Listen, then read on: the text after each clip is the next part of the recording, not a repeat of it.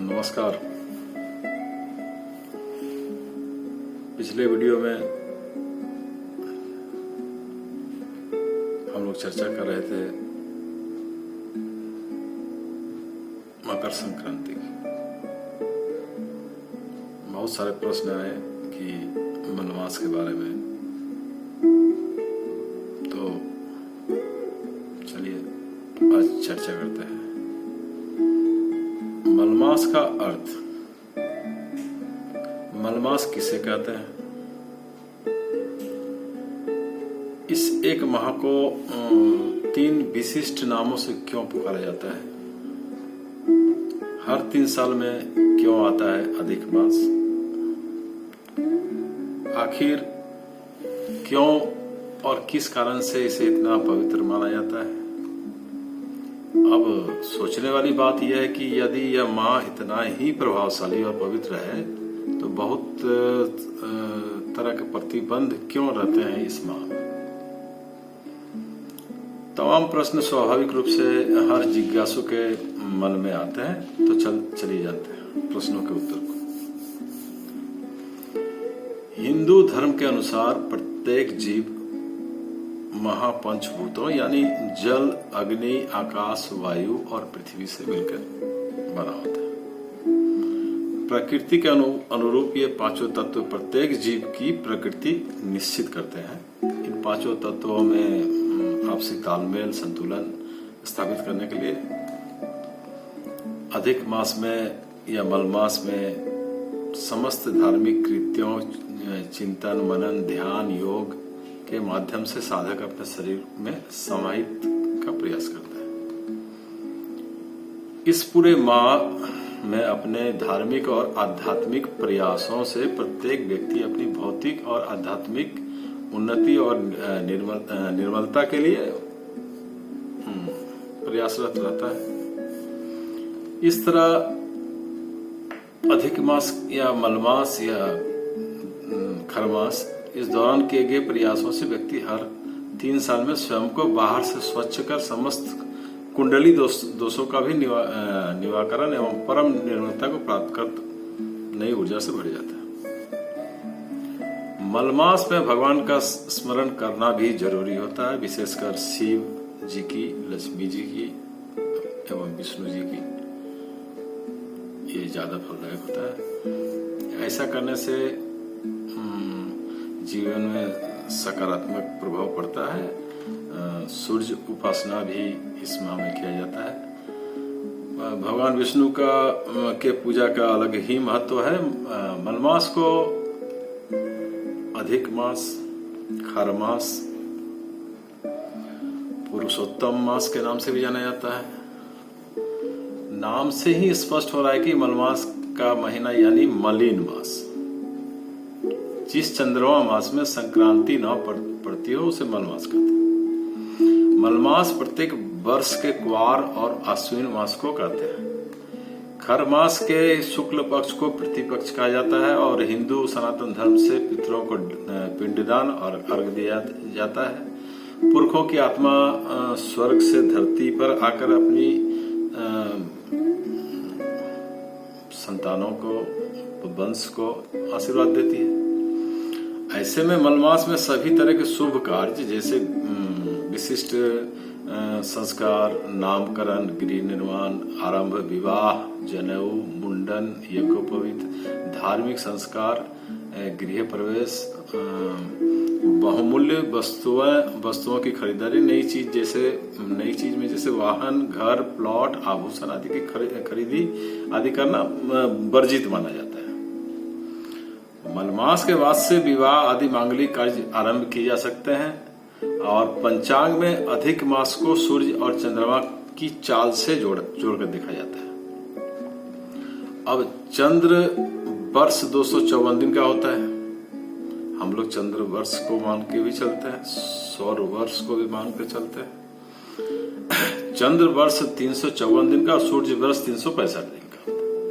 दोनों वर्ष में 11 दिन का लगभग का अंतर होता है और यही फर्क 3 साल में 1 महीने के बराबर का होता है। इस अंतर को दूर करने के लिए यानी हर 3 साल में एक चंद्रमास आता है।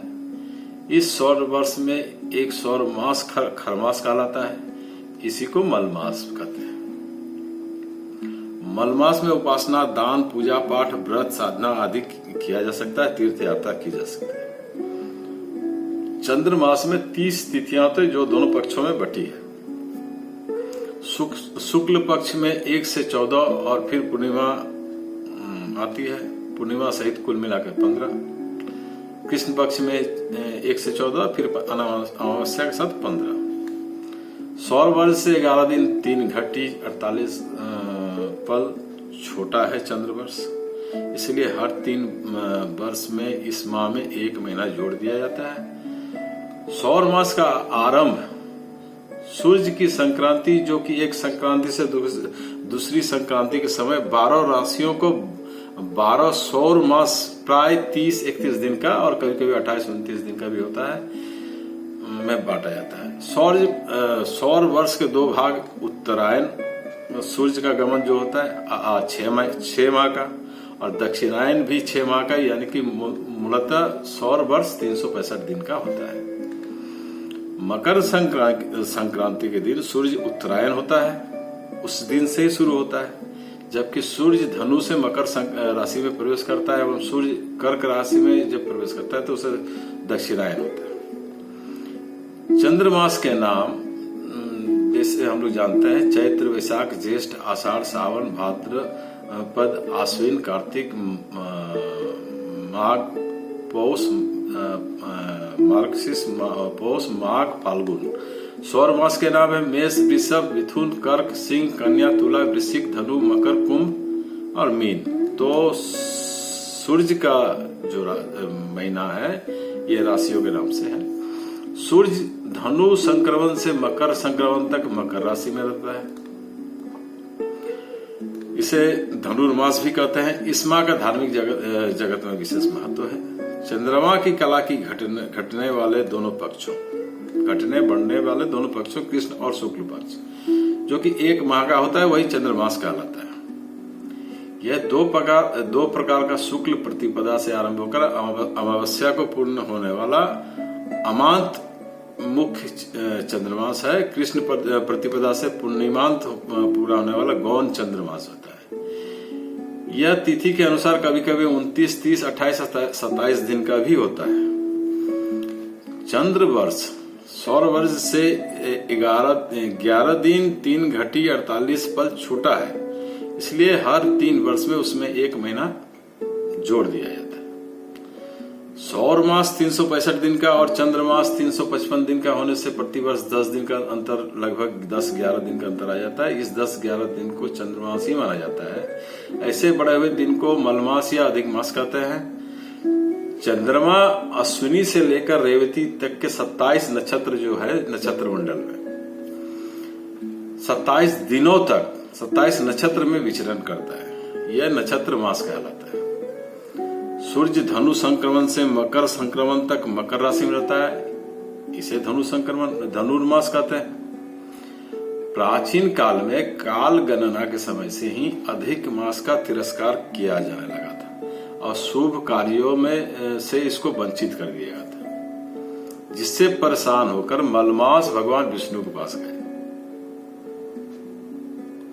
और बोले, परमेश्वर मैं अधिमास, इसमें मेरा क्या दोष, मैं तो अब आपके ही विधान से बना हूं और मुझे यज्ञ आदि जैसी मामूली कार्यों से क्यों वंचित किया गया है। मलमास की बातें सुन एवं उसके तरफ से ऋषि मुनि जब याचना करने लगे कि हाँ इनको भी उतना ही ये दिया जाए, तो विष्णु बोले कि तुम निराश मत हो, मैं तुम्हें वरदान देता हूं कि इस माह में मेरा जो भजन कीर्तन करेगा या मेरा जो पूजा करेगा उस घर में दुख और दारिद्र्य का प्रवेश कदापि नहीं होगा। यानी मलमास में अपना श्रेष्ठ नाम जो उनका पुरुषोत्तम भी है वो मैं तुम्हें प्रदान करता हूं। तभी से मलमास को पुरुषोत्तम मास से भी जाने जाने लगा।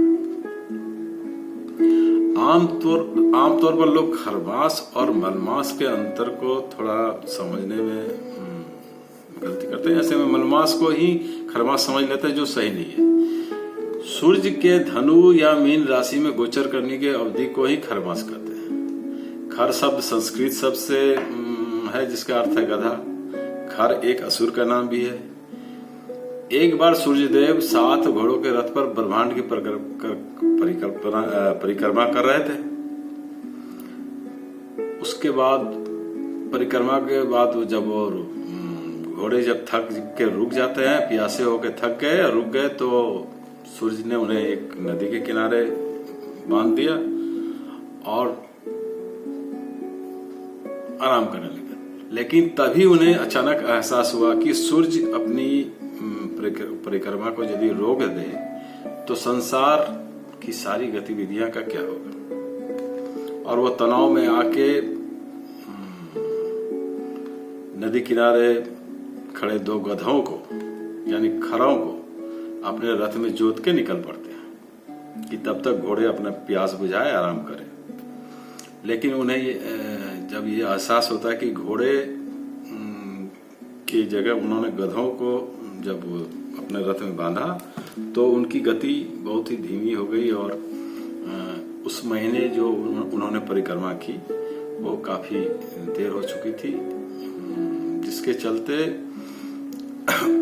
उन्हें यह एहसास हुआ कि पूरे महीने का चक्कर किसी तरह पूरा हो गया।